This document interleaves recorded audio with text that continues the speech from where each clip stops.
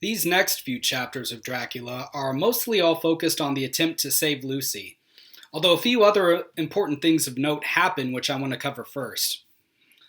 For one thing, Jonathan Harker is doing incredibly well for himself now.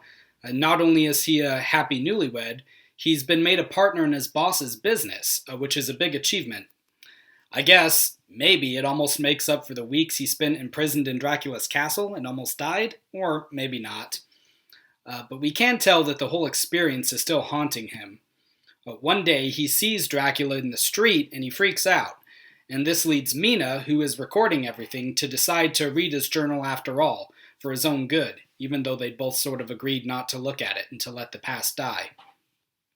This scene in the street is interesting because we can take it in either one of two ways. One, Harker saw a man who looked like the Count, who reminded him of him, and so that was enough to trigger a flashback to his time in the castle. Or two, it could be, like Harker says at the time, that it's the man himself.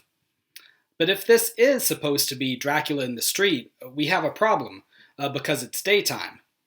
So maybe this is an instance where Stoker forgot his own rules, and it's an error that his editors and his publisher didn't catch. It's not a scene that's integral to the plot, really, and it could just as easily have happened at night, so it's not a huge deal, but it's just a potential mistake that I find interesting. Well, between helping Jonathan with his work and Jonathan's boss dying shortly after, because this is a novel like the opening chapters of Wuthering Heights, where characters are just dropping like flies, Mina doesn't really have time to check up on Lucy. And she doesn't really think that there's too much cause for concern because she's been kept in the dark as to how bad Lucy's condition is getting. And she's only sent her 2 letters since she went away to bring Harker back home, and of course those letters are unopened because, unbeknownst to Mina, Lucy has problems of her own. Seward has brought in his friend from Amsterdam, a Professor or Dr. Van Helsing, and they've now both had a chance to look at Lucy and try to diagnose what's wrong with her. Seward is thinking she's anemic in some way, because she's so pale and tired. Van Helsing owes him a favor, and because he's a brilliant doctor, Seward has asked for his opinion. So we meet Dr. Van Helsing, and he's very different from the versions of him that we tend to see in modern movie adaptations. Often there, he's depicted as a professional vampire hunter, who's on some sort of personal crusade to rid the world of vampires. In this book, he's just a regular doctor, but he's also a polymath, which is a person who is deeply knowledgeable in a wide variety of subjects, not just one. So he's a doctor, a professor, a lawyer, and a philosopher, all rolled up into one. He's incredibly intelligent, maybe even has a photographic memory, and it's this wide range of knowledge that leads him to hit so quickly on what the problem with Lucy really is. A little later on in the book, while he's trying to lead Seward to the truth, he mentions a bunch of seemingly random facts that he's pulled out of some compartment in his brain. And these are all ideas that he was apparently thinking about when he was treating Lucy. He knows about all these different species of animals that can seemingly live on for ages, and about historical and biblical figures who had long lives as well. He knows that somewhere in South America there's a species of bat that can drain all the blood from a cow overnight. And so while he probably begins with his treatment of Lucy by looking for some illness or injury, logic soon enough dictates to him that this probably isn't being caused by a disease, but by something draining her of her blood every night. Because one of the first things that he does is notice that she appears to be drained of blood, and so he performs a blood transfusion on her with Arthur Holmwood's blood. Arthur happens to be there at the time. And by the way, this would have been much more exciting to read about for Bram Stoker's original readers than it probably is for us. Nowadays, blood transfusions are pretty common, but at the time it was still a relatively new procedure, which would have made these chapters even more thrilling and nerve-wracking to read. So, once Lucy has a fresh infusion of blood, she's feeling better. For a moment, Van Helsing thinks that maybe they've solved the problem. But then, for the next couple of days, something, well, it's almost kind of funny happens. Every time they leave Lucy alone at night, Dracula comes and drains her of her blood again. So no sooner do they give her new blood than Dracula comes and takes it away. Dracula himself is probably wondering, man, how much blood does this girl have? Pretty soon, Van Helsing, Seward, and even their friend Quincy Morris have all given their blood to keep Lucy alive, but each time she starts to improve, some mischance happens where she's left alone and in the morning she's worse again. And we can tell that Van Helsing is starting to suspect what the cause is. He's taking all of the appropriate vampire precautions, like ordering large amounts of garlic to be laid out all over the room and keeping the windows locked. But then, one night, Seward doesn't get his message that he needs someone to be there to look after Lucy, and so Dracula comes in then. Then, another night, Lucy's mother clears all of the garlic out of the room and opens up a window, thinking she's helping because the room's so stuffy, and Dracula comes in then, too. And really, this is Van Helsing's own fault, and this won't be the last time that he and the others make this mistake, too. They have a habit of wanting to shield people from the truth so that they won't get scared or they won't be sad. He and Seward had decided not to tell Lucy's mom about what was going on for her own good, because she has a heart condition. But because of this, she didn't know that she was interfering with Van Helsing's treatment when she removed the garlic. So, after a couple of days go by, Van Helsing and Seward are tired and at their wits' end, and Lucy's no better for it. And we can really feel for them too, because they've been trying so hard to save her, and so have Arthur and Quincy, and she's just not getting better. And speaking of them, or actually, I guess, speaking of their group dynamic in general, we now understand why we got that episode a bit earlier in the novel about all of these men proposing to Lucy on the same day. Remember that at the time, both Seward and Quincy took their rejections in stride, and they said that they'd always be a loyal friend to her regardless.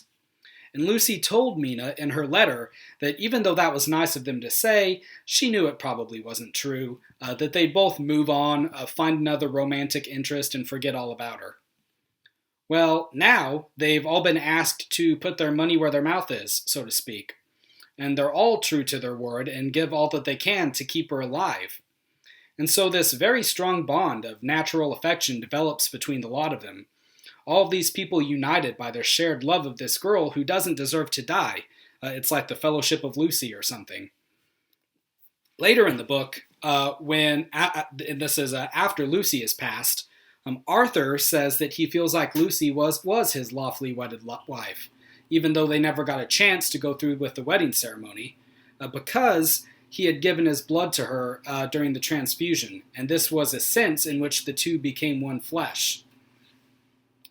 He says, when it was all over, we were standing beside Arthur, who, poor fellow, was speaking of his part in the operation where his blood had been transfused into Lucy's veins.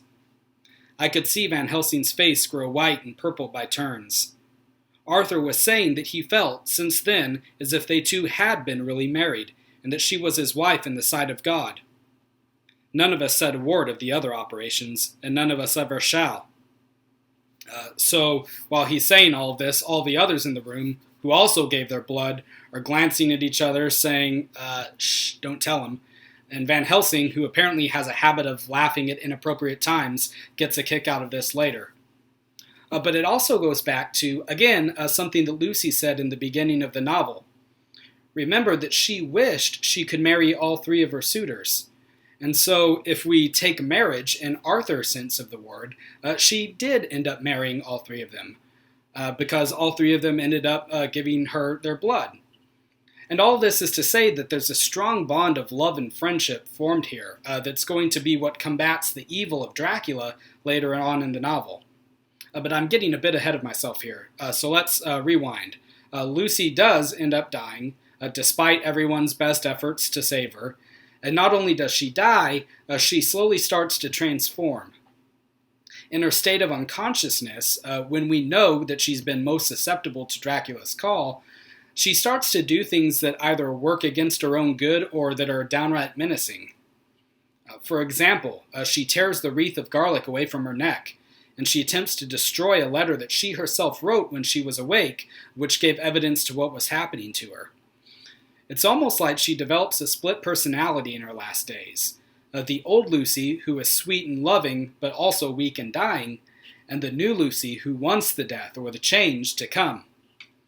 Even her physical appearance starts to change. When she's in this altered state, she actually looks healthier than when she's awake, and her teeth are starting to look longer and sharper. And as modern readers, we of course know what this signifies, but everybody else is kind of confused. And this all culminates in her final interview with Arthur, the man that she loves. And there's a moment where Arthur is going to go over to her bedside and give her a final goodbye kiss, and Seward and Van Helsing are watching, and then we read this. So Arthur took her hand and knelt beside her, and she looked her best, with all the soft lines matching the angelic beauty of her eyes. Then, gradually, her eyes closed, and she sank to sleep. For a little bit her breast heaved softly, and her breath came and went like a tired child's. And then, insensibly, there came the strange change which I had noticed in the night. Her breathing grew stertorous. The mouth opened, and the pale gums drawn back made the teeth look longer and sharper than ever.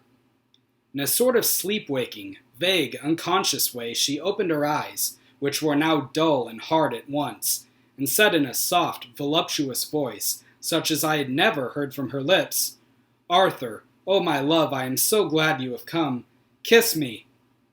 Arthur bent eagerly over to kiss her, but at that instant Van Helsing, who, like me, had been startled by her voice, swooped upon him, and catching him by the neck with both hands, dragged him back with a fury of strength which I never thought he could have possessed, and actually hurled him almost across the room. "Not for your life," he said, "not for your living soul and hers," and he stood between them like a lion at bay. Arthur was so taken aback that he did not for a moment know what to do or say, and before any impulse of violence could seize him, he realized the place and the occasion and stood silent, waiting. I kept my eyes fixed on Lucy, as did Van Helsing, and we saw a spasm as of rage flit like a shadow over her face. The sharp teeth champed together. Then her eyes closed, and she breathed heavily. Very shortly after, she opened her eyes in all their softness, and putting out her poor, pale, thin hand, took Van Helsing's great brown one. Drawing it to her, she kissed it. "My true friend," she said in a faint voice, but with untellable pathos. "My true friend and his. Oh, guard him, and give me peace." "I swear it," said he solemnly. Make note of that last part. She wants Van Helsing to grant her peace, not Arthur. But what happened here? This change came over Lucy that was so pronounced that it even showed in her tone of voice, and it was that tone that alerted Van Helsing to the danger. And what was the tone? It was seductive. Lucy Westenra, up to this point, has been a character defined by her pure love for those around her, not by her desire to entice or seduce men into being her partner. And this is where, in the same way that Dracula acts as a sort of antichrist with unnatural passions, Bram Stoker is illustrating that lust is a sort of anti-love, that in the end is a twisted mockery or perversion of the real thing. He's already hinted at this once, back in the chapters narrated by Harker. Remember, when the 3 female vampires were about to attack him, he felt strangely drawn toward them at the same time. There was something seductive in their behavior towards him.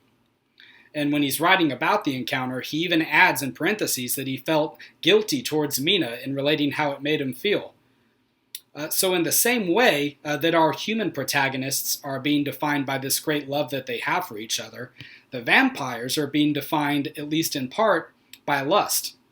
And we might ask, why would that be? Surely it's not random. And I think that it's helpful to remember what the vampire represents in this novel. It represents the unknown and the uncontrollable. And that's why it's associated with storms and diseases and the unconscious, like we talked about last week. And lust is another one of these things that can cause the people experiencing it to lose control of themselves. And we talked about this a lot when we discussed Wuthering Heights. Remember that Heathcliff and Cathy saw the love that they had for each other as elevating them above others. It's like, oh, these poor people can't even understand how much we love each other. But Nellie, from her point of view, saw it as reducing the two of them to an almost bestial, savage state, where Heathcliff howls like a wounded animal once Cathy dies. So Stoker is drawing a parallel between the vampire and between lust itself, saying that once you come under either's influence, you're not going to be thinking clearly. You're going to do things that are sometimes against your own interest. Just like if you were, I guess, sick and short-tempered and seeking relief in, junk food instead of proper medicines. And this tells us that Lucy is not only dying, she's changing. And Van Helsing knows this, but again, he's not really telling the others what he suspects. He's making all sorts of odd requests from them, and even alarming ones, such as wanting to cut off the head of Lucy's remains, but he's not telling them why, and so he's coming across as a madman. Throughout the narrative, we're still getting newspaper clippings that give extra details to what's going on. One tells us about how Dracula commandeered a wolf from the local zoo to break through Lucy's bedroom window on the night that he finally kills her. And another, after Lucy is buried, gives us a clue as to what turn the story is going to take next time. In this newspaper article, we learned that children in the area are being led away at night by a blue fur lady, or a beautiful lady, and they're being found the next day in ditches and fields, dazed and confused, with bite marks on their necks. And this is what finally leads Van Helsing to be upfront and honest with Seward, and tell him about his suspicion that Lucy is now a vampire as well. And this happens in chapter 14, and it's the same chapter in which Van Helsing meets Mina and Jonathan Harker. He reaches out to Mina because he found her letters to Lucy amongst the papers at the Westenra house, and it's almost an accident that Mina decides to tell Van Helsing while they're talking about Jonathan's unease of mind as well. And this leads to Van Helsing reading his journal, and of course after doing so, all the pieces of the puzzle fall into place for him. He knows what he's dealing with now. He just needs to communicate this to the other characters and convince them to believe it.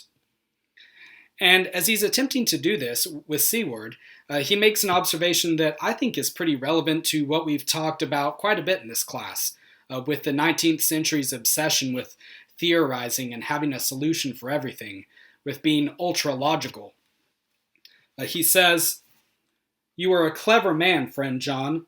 You reason well, and your wit is bold, but you are too prejudiced.